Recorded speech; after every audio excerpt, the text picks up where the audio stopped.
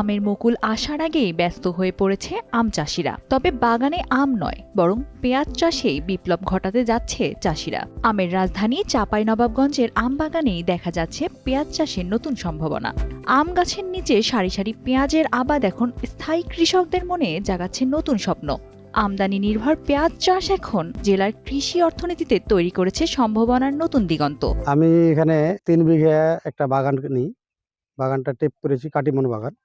কাটিমনের বাগান করার পরে নিচের যে অংশটা আছে এই অংশটা আমার কাছে মনে হলো যে যদি আমরা কিছু চাষাবাদ করি তাহলে আমি উপকৃত হব। এই জন্য আমি পেঁয়াজের চাষ করি এবং কৃষি অফিসারের পরামর্শ নেওয়ার পরে আমি এখানে পেঁয়াজ বপন করি। আমার আল্লাহর রহমতে খুব সুন্দর পেঁয়াজ হয়েছে। যদি কাঙ্ক্ষিত আমরা ভালো দাম পাই তাহলে আমরা ইনশাল্লাহ লাভবান হব।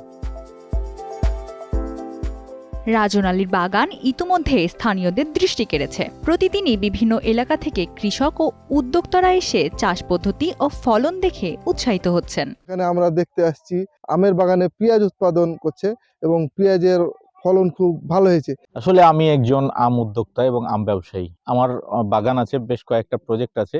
সেই প্রজেক্টে আসলে আমি মাটিতে কিছু করি না, মানে এই পেঁয়াজ দেখে আমি মুগ্ধ। আমিও মনে করছি যে আমার বাগানগুলো, আমার প্রজেক্টগুলো না ফেলে রেখে আমিও আগামী বছর এই পেঁয়াজ এবং মৌসুমি যে 3 মাস 4 মাস মেয়াদি যে ফসল আবাদিগুলো আছে, আমিও মাটিতে সেই ফসল আবাদিগুলো করব বলে মনে করি। পতিত জমি ফেলে না রেখে পরামর্শ অনুযায়ী আবাদ করায় এখানে ভালো ফলন মিলছে। এখানকার মাটি ও আবহাওয়া পেঁয়াজ চাষের জন্য অত্যন্ত উপযোগী। কৃষি অফিসারের কাছে বুদ্ধি নিয়ে পেঁয়াজ করলাম, তো ওর বুদ্ধি নিয়ে পেঁয়াজ করেছি, তো খুব সুন্দর হয়েছে পেঁয়াজটা। নিজে খাইতেছি ভালো যত্ন করে।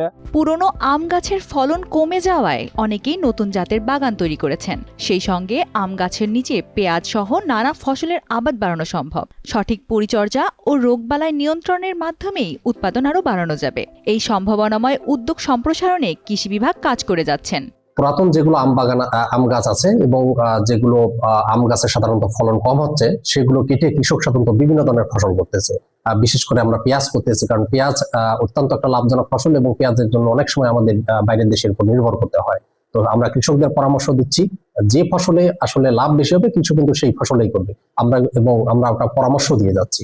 তো সেই ক্ষেত্রে পেঁয়াজ এখানে ঢেমনা পেঁয়াজ করতেছে, মুড়ি কাটা পেঁয়াজ করতেছে, পেঁয়াজের কন্দ করতেছে এবং প্রতি বিঘায় ফলন প্রায় 40 থেকে 80 মণ পর্যন্ত পাচ্ছে। আমরা চাচ্ছি পেঁয়াজের জন্য যে বাইরে আমদানি নির্ভর করি, এটি থেকে আমরা বেরিয়ে আসতে চাই। আমাদের উৎপাদিত পেঁয়াজ এটি যেন আমরাই চাষ করে আমরা লাভবান হতে পারি, সেই লক্ষ্যে আমরা কাজ করতে যাচ্ছি এবং কৃষি সম্প্রসারণ অধিদপ্তর কৃষকদের সময়ে সময়ে উঠান বৈঠক এবং প্রশিক্ষণ দিয়ে যাচ্ছি, যাতে আমরা এটা আরো ভালোভাবে উৎপাদন করতে পারি। সঠিক পরিকল্পনা ও পরিচর্যার মাধ্যমে এই উদ্যোগ সম্প্রসারণ করা গেলে দেশের পেঁয়াজ ঘাটতি কমানোর পাশাপাশি কৃষকদের আয় বাড়বে, এমনটাই প্রত্যাশা সবার।